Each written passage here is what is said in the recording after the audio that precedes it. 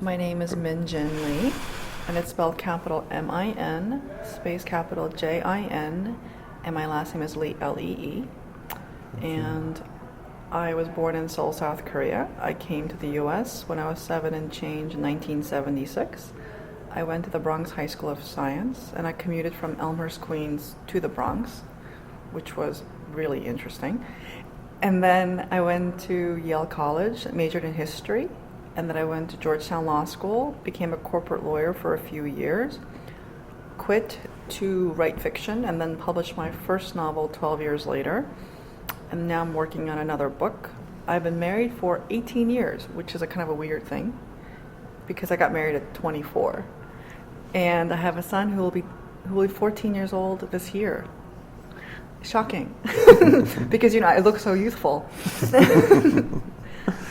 And your parents are well. You were born in Korea, and what were your parents' backgrounds? So my father is from the north area of Korea. This is before Korea was divided, and he was a war refugee, and he fled the north. One's on North Korea currently because he wanted to escape communism. And he really thought that when he left, that it would be just for a few days. He had no anticipation that he and his older brother would never be able to return home. And then he went all the way down to the south in Busan, which is the only place where the war didn't really reach. And he lived among refugees, and he worked in the docks for the U.S. Army, loading and unloading things. And it was fascinating for him. And then he put himself through college. And then my mother's from the south, and she's from Busan. But they met in Seoul years later. Okay.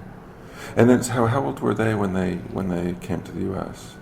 My father, I think, was 42. My mother, I think, was 35. So they really reinvented their lives in the middle of their lives. Yeah, and you were 7. Yeah, I was 7. And did you understand at the time, or when did you start to understand the significance of their being from the north and the south? Which is an unusual thing, right? It is sort of unusual, and I definitely feel this sort of hybrid Korean identity. And then when I'm in Korea and I'm talking to other Koreans, they always think it's weird because people from the north and the south area don't always meet and marry. And I think my parents truly had a love marriage, like a love match, because my mother had to actually disobey her father to marry my dad. And they had actually because he was totally unknown to him, and he's not from an area. So my grandfather, who was sort of like a principal of a high school, sort of, it's kind of complicated because he was the head of this orphanage. He had his friends check out my father's report card at university in order to figure out whether or not he could marry my mother, which was, I think, kind of funny. Like, I can't imagine checking out my son's prospective wife's report card to see if they should marry. But that's Korean for you. Did you know your grandparents? I knew my grandfather briefly, and then he died in 87, and he had dementia at one point, so he didn't even really recognize me.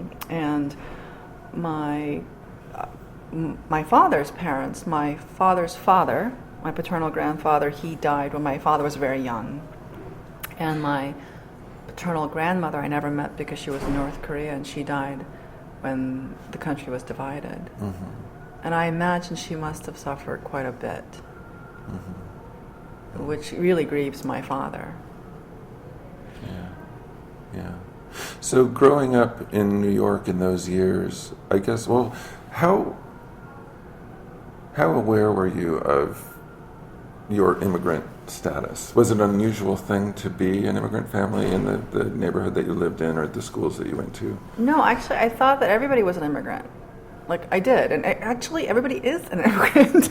And when you're living in Elmhurst, Queens, and there's a sort of like the not posh area of Elmhurst, Queens, if that can be said.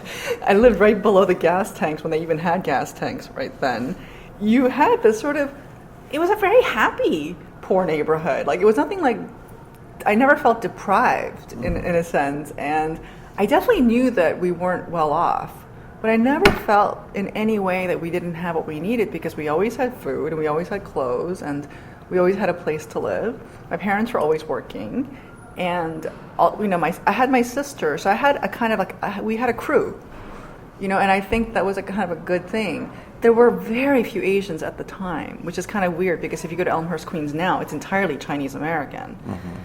And most of the Koreans have left by now. But when we were there, all the white people were Polish or Italian or Czech or Hungarian. There were South Asians.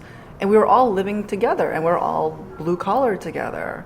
And so, for example, we had the people who lived next door to us when we finally had enough money to buy a 3-family house in Maspeth, which is like a little bit slightly upscale compared to Elmhurst.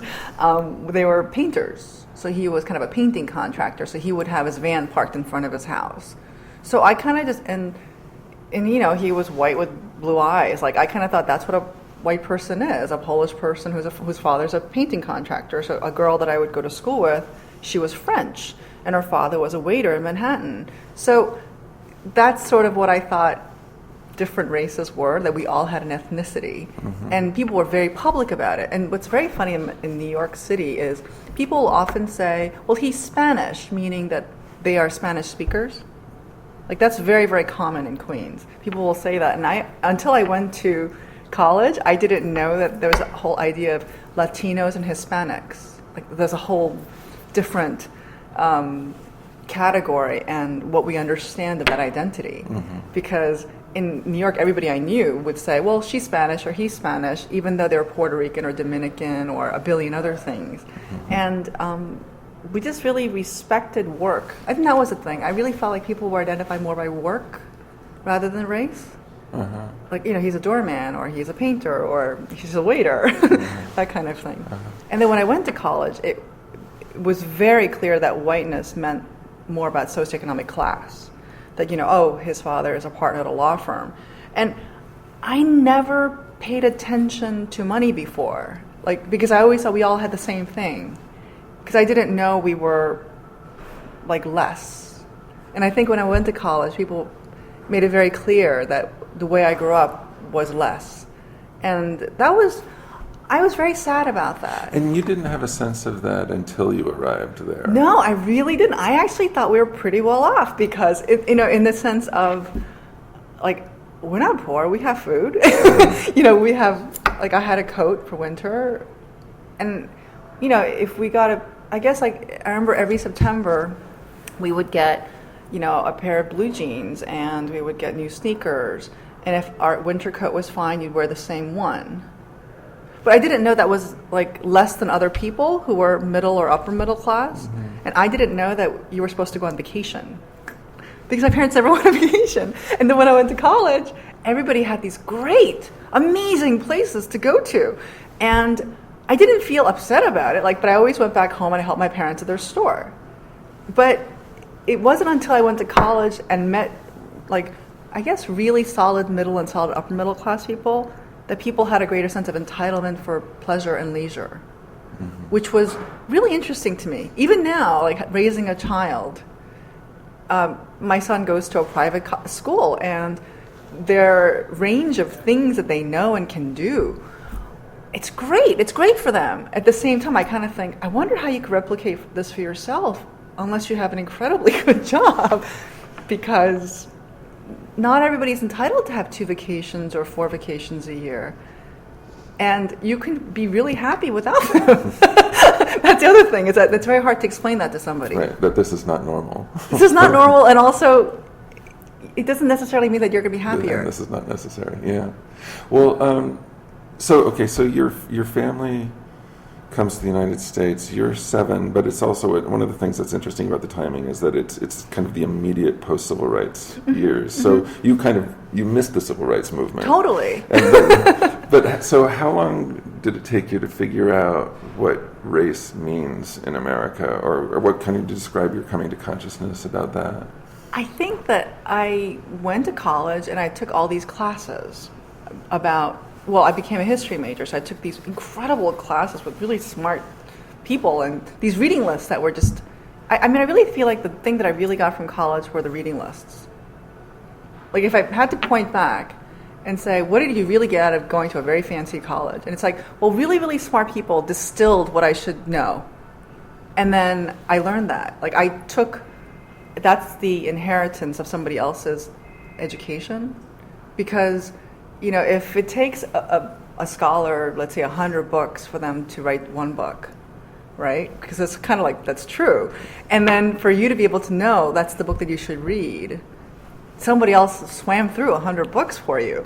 And then now I get that. Whereas at the time I remember thinking, oh, I didn't know that. And then so race became for me a socially constructed experience, because college is in a way, in some ways, artificial. It's not the real world. Like when you leave Yale, it doesn't feel like Yale everywhere else. and I remember thinking I became really hypersensitive to, maybe not hypersensitive, but very, very sensitive to the fact that certain people could say very mean-spirited things about race and class, or may include me in a conversation of intimacy, saying something negative, not thinking that I would be offended. So those kinds of things happened a lot in college. And then when I read things which kind of substantiated that experience through history or through political theory, then I became more aware of it. So for example, I took a class in African American women's literature. And I didn't know there was African American women's literature. And then I remember reading Audre Lorde, and I'm thinking, oh, wow, this is so interesting that there's this person like this who thinks this way, and she's right. Like, being a person of color, like, I did feel when I was in high school that I needed to learn how to talk, because this is a fact that can be verified through my family, but I never spoke. I didn't talk hardly at all until I went to high school. I was really, and part of it's probably because English is my second language, and I was probably scared out of my wits, and I was also incredibly a very private person. All I did was read all the time. And then I went to high school, and then I remember thinking, in America, you have to talk. Smart people in America talk, and if you don't talk, they think you're dumb. So I joined the debate team, and I did it for a year because I figured you have to learn how to argue. And it was very hard for me, for a person who never talks, to like go do it. So in a sense, like, I'm doing a very Horatio Alger kind of thing of being a very American person. It's like, how do I improve? I have to learn how to talk. So then after that, every summer I asked my parents if I could go to a fancy prep school, because there are all these classes I couldn't take. So then in the summertime, I went to, the first one was Hotchkiss. For 6 weeks I went to Hotchkiss. And because my parents never sent me to private schools, like, I was able to, they could afford to send me for this like little 6-week period, and I took a public speaking class. And then the following summer I went to Exeter, Phillips Exeter Academy, and I took another public speaking class. And I learned so much about how to represent what you're thinking in a public way, and it really did help me quite a lot. But reading Audre Lorde and reading all the things that I learned at Yale College, it made me realize that there was a context of my feeling. Right. That this whole idea of personal being political. Like, I didn't know. I thought I was just shy. Right. It's fascinating to me, though, that, I mean, having been at Hotchkiss and Exeter, that some of the things that you started to figure out at Yale actually hadn't happened in those settings. I guess I was too stupid or young, or also the summer program isn't like the regular program, okay. I think. Yeah, right, I think it's right, like a lot more international kids and English Right. as second language kids. So it probably didn't have that real aspect to it. So how would you narrate your own kind of political consciousness? I mean, this is certainly part of it, but what's the kind of more elaborate rendition of kind of how you became kind of politically aware and politically self-aware? I think it's really through history. I think the study of history has made me incredibly left of center. But in my personal life, I have a very conservative life, which I always find that people don't understand that about me. Is that, so for example, I've been married for 18 years, and write at this moment because I don't earn enough money as a writer because I sell my books so infrequently. My husband is a primary breadwinner. So that is something that I never, in my wildest dreams, thought would happen to me. Like, I never thought I would feel guilty about buying something because, I don't make what I thought I would make. Because when I was an attorney, I made more money than my husband did. and I pay the bulk of what we earned. So I still feel a sense of economic humiliation about that, and I really wish that I could be more successful financially. But I think that I made this decision to be a writer, so that affected me. But then about becoming politically more liberal or left, to me, it's like, how could you read and know things and not care about change? So I guess I do feel the sense of moral compulsion. The more you know, the more you feel, the more I feel that I have to do things. Mm-hmm. And, you could do things I feel that I can do things in little ways, helping kids or teaching or volunteering, little things, and then in the bigger scheme, I feel like writing books about things that I really care about are naturally infused by my filter of political consciousness. Yeah, I want to talk about your work in more detail, but first let's talk a little bit about that brief detour you took through law. Yeah. So you studied law, yeah. And you assumed that you would go into the world of law, which you did. Actually, I got rejected for a Rhodes Scholarship. I was going to study religion at Oxford. That was sort of what I wanted to do, study religious history, because I'm insane. And it turned out that when I had done some protest work in college, and one of my professors actually put in my file how much I had done protest work in college. And one of the questions which made me not get the Rhodes was, did you feel there was discrimination at Yale? And I was sitting in Connecticut, I'll never forget this, I was sitting in Hartford, Connecticut, surrounded by all these people who were former Rhodes Scholars, and I'd gone to a very high level of getting it. And they just thought that I was great. And I thought, oh my goodness, I get to go to Oxford. This will be so cool. And I've always wanted to study religious history and how it affected America, because I had this huge thesis about colonialism of Americans. Anyway, and then they asked the question, did you feel there was discrimination at Yale because we found this letter in your file that said that you had done this protest work? And this is in the period of shanty towns in college. It wasn't such a huge thing of what I had done. And I said, yes, I did think there was discrimination at Yale. And then as soon as I said that, their faces just went blank. And I knew, I guess it's not going to happen. I'm not going to be a member of this club. I'm not going to be a member of that club. And I went back to my hotel room and I just bawled because I thought, oh my goodness, I really wanted this. And then I thought one day, if I could be really good, I can get a PhD, become a professor. That was the goal. And that didn't happen. And then just on a lark, I took the LSATs and applied to Georgetown. And I got in. And I got waitlisted at Yale. I applied to, I think, 2 or 3 law schools because I was so not interested in becoming a lawyer. And then afterwards, I still didn't want to do it. And I applied for this thing called the Radcliffe Publishing Program, because I thought, I'll go into publishing. And then I was accepted. And my father said to me, well, how much do people make in publishing? And I said, I think $16,000 a year. And my father said, well, I'm not going to support you.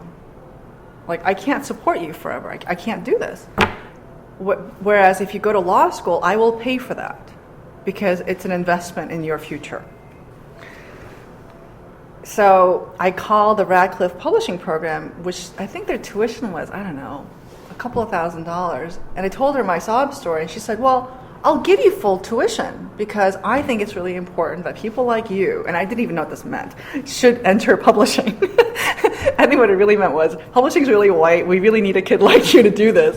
So I told my dad, and he goes, well, it's up to you. But if you go into publishing, I'm not paying for it. And you'll be poor forever. And he also said this very interesting thing. He said, one day you're going to realize, if you go into that path, all these people that you went to college with are going to be way more successful than you are. And you have to ask yourself if you made the right decision. And I think he was trying to say, how do you feel about being poor for the rest of your life when all your friends are doing really great? And I was 20 years old. I guess I was 20 years old. And I thought, I've been poor. And now I've been made to feel poor. And I guess I don't want to be poor. And I said, I'll go to law school because I'll study anything. I was going to be a professor, but I guess that's not going to happen. So I guess I'll be a lawyer. And I went to Georgetown, and it was so different from Yale. because at Yale it was so abstract and theoretical, and was really encouraged to be more inquiry based. And I went to Georgetown, and it was such a pragmatic education. And all the kids around me would routinely say, "Oh, Minjin, why do you care about that?" And I thought, I'm so not in my element. And it was like they would, I would be interested in talking about how Ezra Pound would affect the law, and they would just be like, "Shut up." So I focused on getting married. Like, I was in love with my husband then, my boyfriend at the time, and I focused on that. I focused on cooking, and I would read a lot of books. That's what I did. But you did end up getting a job in law. I did. In corporate law. Yes. What was that like, and what were you doing? I was going to marry my husband, and my husband is not Korean. He's half Japanese and half white American. So I picked two things I shouldn't have picked, and my father said he was going to disown me. And I remember thinking, oh my gosh, I can't believe this. Eventually he got over it, and then Christopher came into the fold, and we got married and everything, but I really felt a sense of, I'm going to try to become a high-earning person. I'm going to give it a go. Mm-hmm.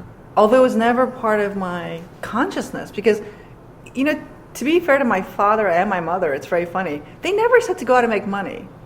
They just always had this thing of, you have to be able to take care of yourself and be able to take care of a few more people.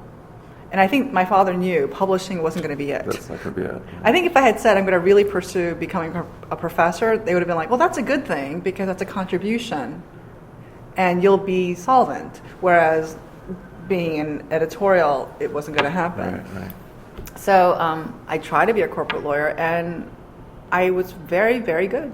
I have to say, I was a very good lawyer because I'm very detail oriented and I'm very competent. So you give me work and I'll take care of it. So that was fine. But I think I felt like I was dying. Mm-hmm. And one of the funny things of being an immigrant is you don't know that you have an emotional life. I'm making a very big generalization, but being a working class immigrant person, I didn't know I had this emotional life. And I couldn't even really articulate that I was sort of dying inside, but I guess I was. So how did that realization come about? I didn't until I started therapy years later, really. And I don't mind talking about it because it really helped me. Well, but what about the decision to ditch the legal career? I got really sick. I was really sick. And I was really sick in college. I was a carrier of chronic hepatitis B. And my doctor had told me, Dr. Rubin of Yale New Haven Hospital, that I would be able to get cancer in my 20s because I had a very serious liver situation. And then it was getting worse. So then I thought that I would always get these liver function tests, and I wasn't doing so great.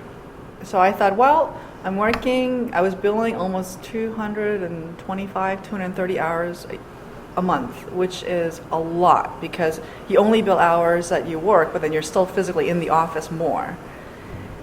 So then my husband said, I think you should quit.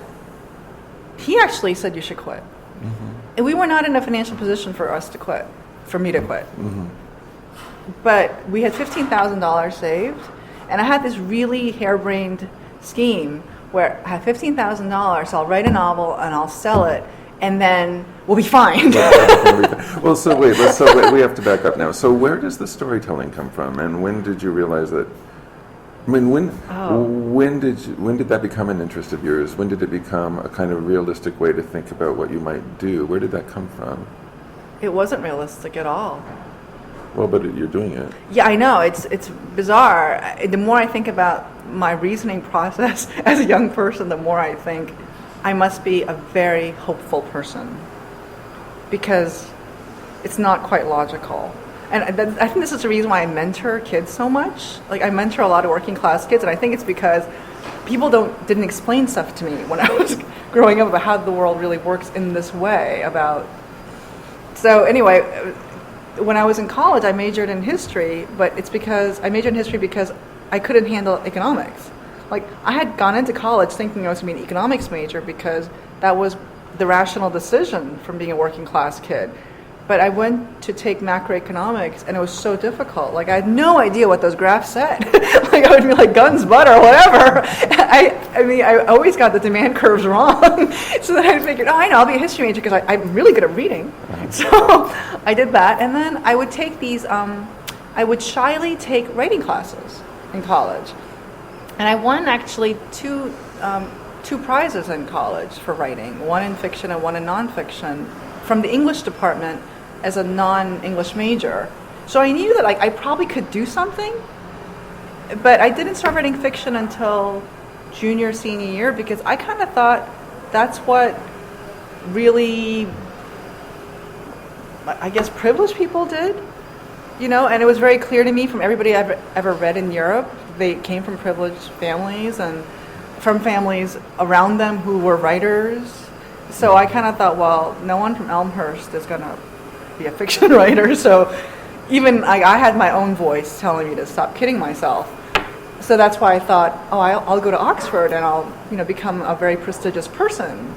And I think that's the other thing is that I think I wanted this kind of branding, this kind of imprimatur of you're okay. You're like a really talented American person and a really hardworking American person with all these designer labels of education. But the idea that to be a writer, that was so lofty to me. So I guess if I wasn't really sick, I probably would have stayed a lawyer. Wow. Yeah. So, I'm okay now. Yeah. Well, Interferon B is really amazing. So you embark on this project of writing a novel. Right. Well, can you talk a little bit about what's the idea that you started out with, and then could you just kind of describe your work? I wrote a novel, and it was called A Revival of the Senses, in 3 months. I sat down and I typed out a novel, and I got an agent right away, and she sent it out to everybody, and it got rejected everywhere. And I looked at it, and it was really horrible. But it's so competent. Like, I'm such a competent person. Like, if you said to me, go write a novel, I could do it.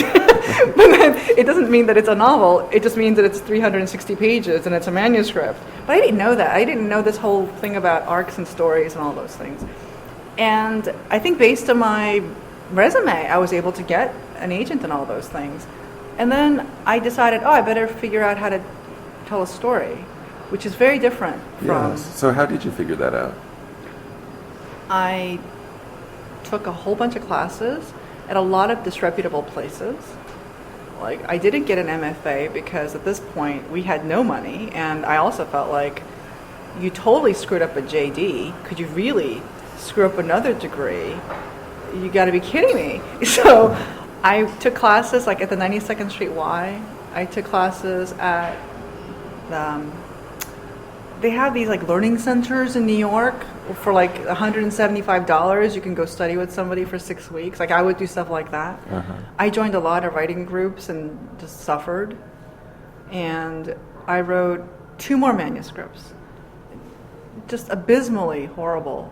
And I'm not being modest. Like, I just think, they're really bad novels, but at the same time, I do give myself credit for having done them. Yeah. Because it's almost like you have to go through that process of teaching yourself how to write a novel. Is it like cooking pancakes, where you have to throw out the first one? Yes. Well, so but I'm interested though. I mean, you seem very comfortable calling these failures at a certain level. Yeah, I was paying my dues. But what was the thing that you were trying to express in that work? What was the thing you really wanted to put out in the world? I think I wanted to have this idea that my life could be interesting, that what I saw could be interesting. And I think that I didn't have the audacity to think that until I was much older. Like, it's not an accident that my book came out when I was 36, I think, because I felt more entitled to say my opinion. And a novel is really your opinion about what you think of the world and how you put things together. And it took me a long time, and I remember I read V.S. Naipaul to read House of Mr. Biswas. And I remember thinking, that was, I think, his third third published book. And he wrote mostly about his, like, where he grew up. And I thought, I could write a book about where I grew up. I know that story, and maybe it's not interesting to anybody, but at this rate, it's going to get rejected anyway, so I might as well just sort of sit down and do it. And so I would steal time, because at this point I was raising my son, and I was really sick. Like, this is when I had my liver cirrhosis. So this is between treatments. I was typing. And I kind of just thought, there's nothing to lose anymore, because I could die. And there is something very clarifying about death. Yeah. So does that come into this is your successful book, Free Lunch for Millionaires. Uh-huh. Does that kind of sense of sitting on the precipice, does that show up in that work in your view? I think so, because the choices that I give to my main characters in Free Food for Millionaires are not choices that regular conventional people would make. As a matter of fact, people often read the book and say to me, I can't believe you let that happen, because she should have taken that job, or she should have made that phone call, and she should have used that contact. And all my life I had this kind of wish for purity, that somehow your wish and work would not be contaminated by lesser goals. Mm-hmm. And I think there was this kind of idealism that I got to express, because I didn't have a book contract. I didn't have anybody waiting for me. Like, at this point, I didn't even have an agent, because I was a basket case. Like, I was such a loser in terms of a fiction likelihood story. And I was just too old. Like, they were looking for somebody, I think, more young and more talented and more, like, with an MFA or something. Uh-huh. So it was kind of fun just to kind of tell this sort of story that I wanted to talk about. Mm-hmm. But yes, I think death gave me courage. The fear of death gave me courage. Do you still feel that? Oh yes. And also, now that I'm 43 and have had many people in my life die, you're just so aware of the clock ticking. And I think I was recently at a conversation with really, really smart people, and my friend was talking about getting some spots removed on her face. She's like, I went to this person and I had these spots removed, and she was talking about how flawless her skin was. And it is, the thing is, I hadn't really noticed the spots before. And I actually said to my friend, and I said, well, isn't this really about your fear of dying? So I'm not somebody you shouldn't have regular lunches with, because I will say stuff like that. And the entire table just got really quiet, because our fear of dying is actually always around us. But it's almost like it'd be better if we just said, I'm afraid of dying, and I'm afraid that my life doesn't matter, and that nobody cared if I went. But that's really what we're really worried about all the time. And I think that the wish to write a really big book and to have it published, that did come out of that. Yeah. Because I wanted to leave something. Yeah. So now you've made a new career out of your power to observe, and you're the distiller that you described, right? That's what writers do, right? Exactly. We distill things. You're not reading 100. Well, maybe you are, but it's a little bit different than kind of the academic work that you were talking about. But you're distilling the world for your reader,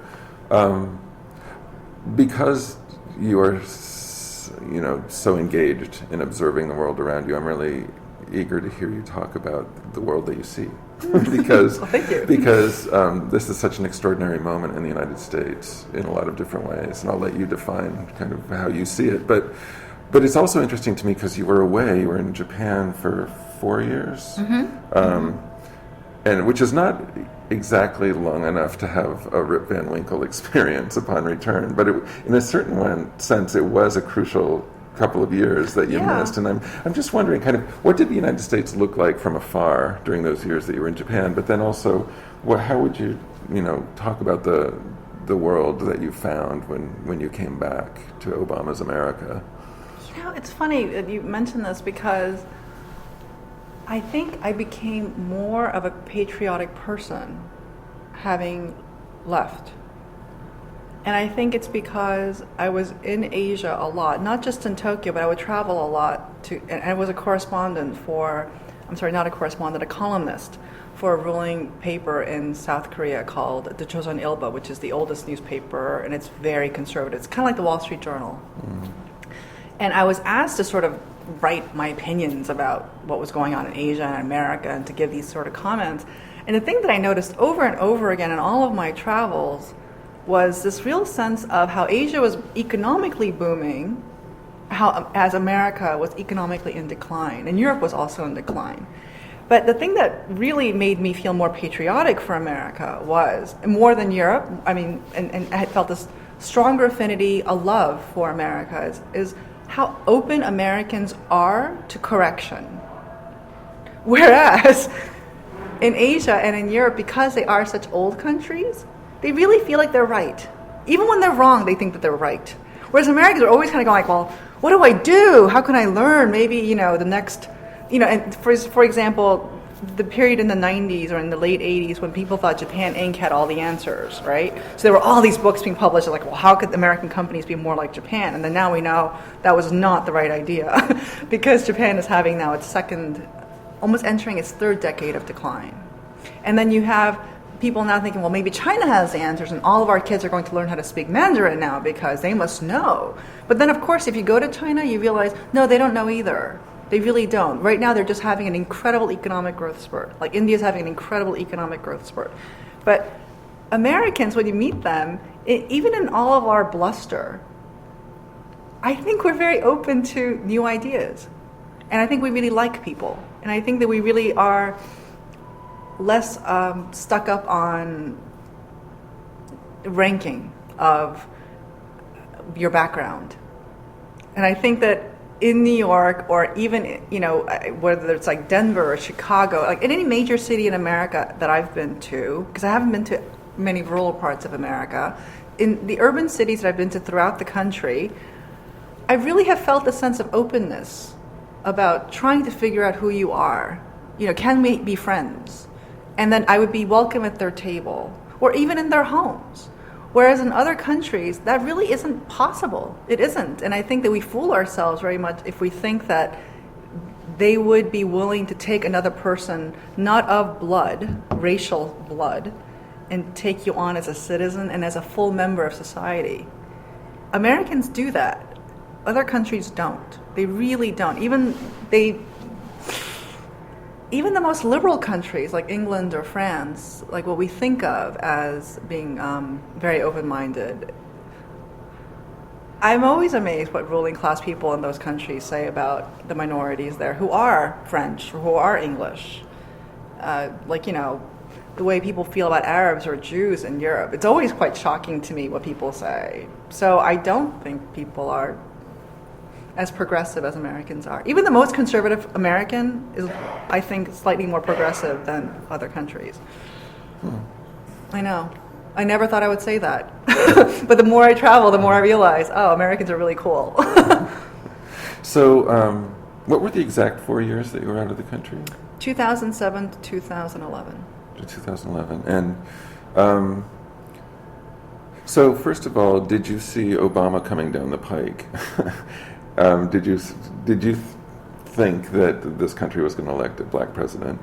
I did think so, and I think you might be the first person who said that to me. Oh, well, see, because I think Americans are actually more open-minded, and we really want to believe that it's possible. So then I think I think this kind of, he came in almost on an emotional, moral mandate. He didn't come in kind of an empirical mandate. And as a matter of fact, all the crap he's taking now, it's because people are like, oh yes, we didn't notice that he was a senator for not very long, and then he didn't have any friends in Congress because he could really use them now. But I think when you see all the people crying at the inauguration, it's because they felt this emotional and a moral sense of this should be. Did you feel that? Oh, absolutely. I mean, I campaigned for him. In my little tiny way, I really supported the Obama presidency. And I have to say right now, I don't know how I feel about Obama in the sense where I feel like he's probably a great president. He's probably a great person. He's incredibly intellectually superior to anybody who's running against him. That said, he doesn't have any friends in Congress. So he has such a hard time getting his job done. So unless he finds people around him who can fix that problem, I don't know how effective he'll be in the next 4 years. But then, does Romney have a greater chance of getting stuff done? I don't know. It's very sad to me. It's very, very sad to me because I would like for him to work out. Does the country feel different to you? I don't even know exactly what I mean by this or how you could answer it, but I'm going to ask it anyway. Does being in America feel different to you upon your return in 2011 than it did when you left in 2007? Does the place feel changed to you, and if so, in what ways? I think people are more depressed. I think people feel more economically challenged. People feel less hopeful. I feel a greater sense of anxiety with upper middle class people that I know, almost irrationally so. I feel like it's not that bad, really. Like, you're going to be fine. But there's this real sense of hysteria. The other thing that I really see that I worry about more than any other thing, I worry about this more than the presidency, I worry about this more than the country of governmental issues, is I worry about the education of American children. Because I feel like parents are working too hard and they cannot pay attention to what's going on. And I feel like with the advent of technology and how it affects kids who are unattended, it is so profoundly distracting that I don't see how you can concentrate. And I worry about that, which I don't even know how you fix that, really, except, I don't know how you fix it. Because it takes adults and supervision and a willingness to engage with a media that we don't know very much about. So I'm sure when the radio was invented and the television was invented, everybody was like, oh, that really dangerous thing. It's not so much that, but I know the internet pretty well. I am a digital migrant for sure, not a native, but I am pretty aware of what it can do. And I think that it's a very, very seductive thing for young people. And at a formative age, from the age of, let's say, 5 through 17 before you go to college, and even during college, you have to be willing to go through a lot of grunt work and concentrate. And it's so hard to concentrate for these kids. So I do worry about that. So I don't know what's going to happen to the next generation. People are always saying, oh, these kids will be able to multitask more. But I kind of think multitasking is fine as an idea. I don't think it's great. I don't really believe it exists. But you can do a bunch of things poorly at the same time. Right. But it's even worse when you can do things poorly if you don't know very much, because we still have to have content. But only 140 characters. But it's very funny because when you read a really good tweet, you kind of think, oh, well, that person's thought about something that actually comes. Again, distillation takes enormous erudition. Like, you actually have to know something to be able to say something in a very pithy way. Like, you look at somebody like Mark Twain, he's eminently quotable because he knows a lot of things. But people don't want to sit there and even read Mark Twain. Do you know what I mean? Right. So I worry about that. But it's nothing that I can't fix it. Because you can't fight the fire hose of information. You can't do it. I respect it. Like, I respect money. I respect the internet. I respect technology, but I think that it's very hard for a 12-year-old to not want to play World of Warcraft for 10 hours. I'm like, you go up against that. Go ahead. I mean, there are very few things that I think a 12-year-old boy who's, let's say, socially awkward, how do you fight that? I don't know. And that's an entire generation of, I think, kids. And if you're being raised by a mom and she's working her tail off to put food on the table, and you've got 2 kids, and the boy doesn't have a dad, like, I don't know, what happens? So that's kind of the social part of the equation. What about the political part of the equation? Are you hopeful politically? And we haven't talked about... Well, I am hopeful politically. I think America actually has really good transitions. We're a really stable government. Like, if I was a buyer, like in a stock market, I'm long on America. I really am, because it's got good laws. It's got a stable government. We figured out the election thing. There are many, many countries around the world who are just kind of figuring out, well, do I put my first finger or my thumb, on the ink pad before I vote? I mean, that's where people are. But America, we're so far ahead in that sense. I feel like, no, it's a very, very stable country. It's really great. But I would like to see a more educated populace because Americans have the brain power, but we still have to have structures that support the brain power. What do you think of the Occupy movement? Is that interesting to you? Is it? Oh, it's fascinating. I think that it's really, in many ways, I think it's really awesome because people are upset about inequality. That's good. There is inequality. There's incredible inequality in America, and I think that we have to fix it. So there's a part of me that's, just like everybody else, all the pundits have said exactly the same thing. It's like, well, what do they want and how are they going to get it? I think that's a totally valid argument. That said, I do think the expression of discontent is also a very important thing. And the fact that the expression of discontent is allowed in this country, that's incredible. That's really incredible. And I think they are actually changing how bonuses are paid and how corporate governances are structured. And I do think we need to have a more moral corporate governance structure. That's very important. Even for a capitalist, you want to have more transparency and more morality in the way these things are done. Pure greed is very bad business because you don't have predictability. Like racism is very bad business because you want a lot of customers. So, yeah, I think Occupy is good. Whether or not it's going to be effective for the long term, I don't know. It's very cold. It's very hard to sleep in Zuccotti Park if it's really cold and the government doesn't want you to. The message certainly has been picked up in a lot of different places.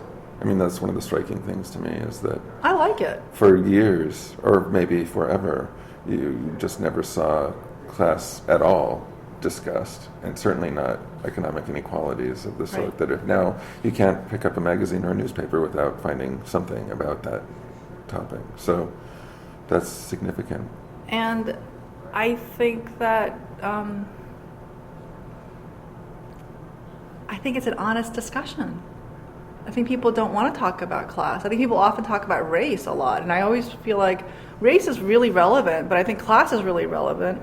Like, I've met a lot of poor people who pretend to be wealthy, who are white. Like, they're always trying to pass to be ruling class. I'm always like thinking, why?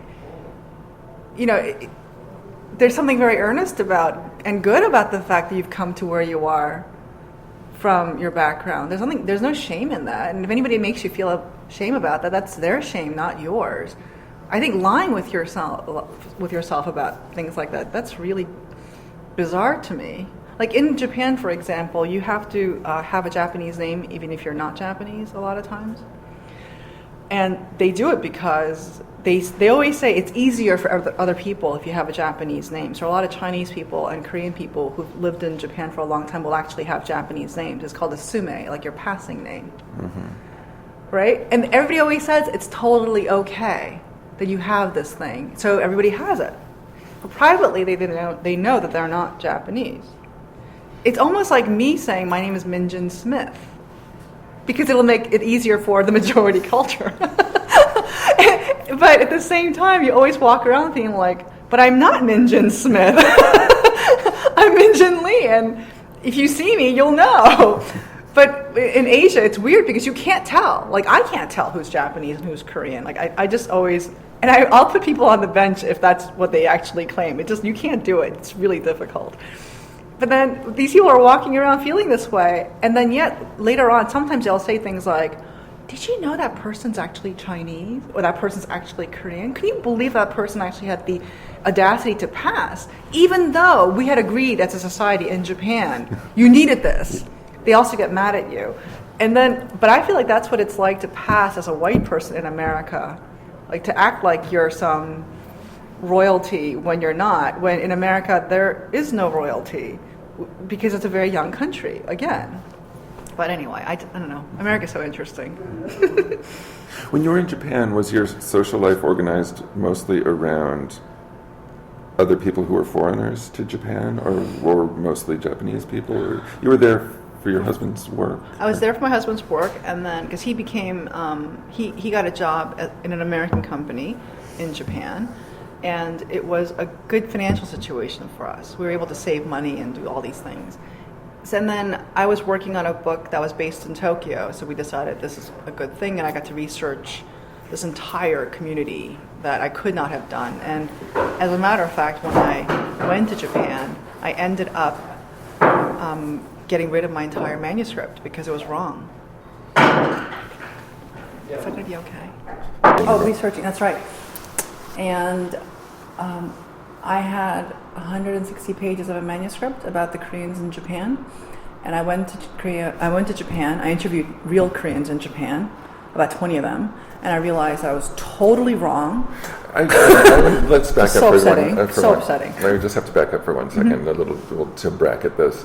Real Koreans. Can you talk to me about that formulation? Because that's a very good question. Because I had read a lot about Koreans in Japan who are also called Zainichi. Some people prefer to be called Koreans in Japan. Some people prefer to be called Zainichi, and Zainichi just means resident, which means that you're third generation born in Japan, ethnically Korean, but the term is that you're a resident, which is upsetting to some people. I totally respect that.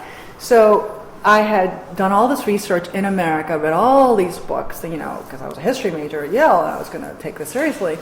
I'd written 160 pages. I had met one person who was Korean in Japan, as Zainichi, and they're very sort of skittish about the discussion. And then I went to Japan. I got all these introductions, and then I met more and more and more and more of them. And then I realized I was totally wrong. Like, my entire angle was wrong. Like, I kind of saw them as victims, and then I went there and I realized they don't see themselves as victims, and the story was wrong. So then I had to throw the book away and start again. Wait, the same book? Yeah, the same book. The story was more interesting, but it was the wrong story. And it was the wrong generation. So I thought it was going to be a book about 10-year span, and now this book is from 1932 to 1997. So I'm covering every war that happened in Asia, and it's 3 generations, and it's fascinating, but it's killing me. It's killing me. But you know how it is. Yes.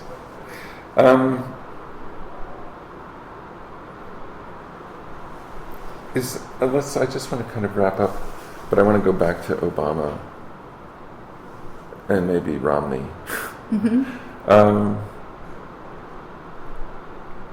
Like, would you ever thought that a Mormon could be president? Like, do you think a Mormon isn't that interesting? Do you think a Mormon can be president? I guess so. I would have not have thought so, but the fact that he's the front runner right now, it's really shocking to me. It is. It's shocking to me. And I kind of I respect Mormonism than most people. I've actually studied it quite a bit. And there's a wonderful book by Jan Ships called, I think, Mormonism. And I learned a lot about it's the only American religion. It's like jazz, the only American music. It's what we created. It's like indigenous to us. And the fact that we'll have this Mormon president would be, that's a real mind trip.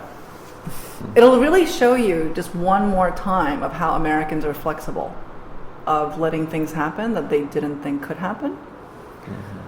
But do I think it's a good thing? I don't know. Well, do you think Obama's going to be reelected? I hope so, but I really hope that he gets a better team.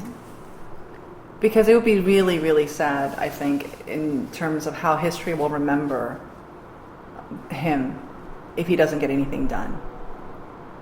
And I don't think it's his fault so much, but at the same time, no, that's not fair. It is his fault. Because he does appoint people. He does have to make the hard calls. And he needs to make some hard calls, and he needs to get a better team going, and he needs to figure out how to play with people that he doesn't like, who don't like him. Because that's life. And that's a tough job, but you want to be president. It wasn't like you wanted to be dog catcher, right? Yeah. I hope he wins. Yeah. That's my politics. Yeah. Is there anything that we haven't talked about that you feel like we should have? I think we're good. think we're good. Okay. Well, thank you very much. Thank you. I know what I should say. It's an honor to be part of this discussion. It is. It's great to talk to you. To talk to you. To talk to you. To talk to you. To talk to you. To talk to you.